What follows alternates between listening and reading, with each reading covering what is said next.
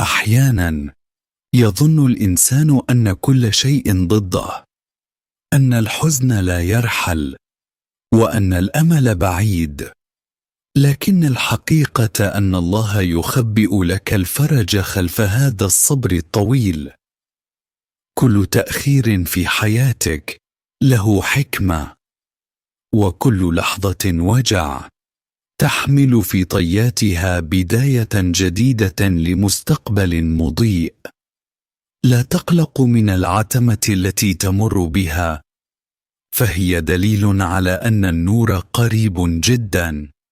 سيأتي اليوم الذي تفهم فيه لماذا تعبت كل هذا الوقت، ولماذا تأخر الفرح، وحينها ستقول من أعماقك: الحمد لله الذي أعدني قبل أن يعطيني.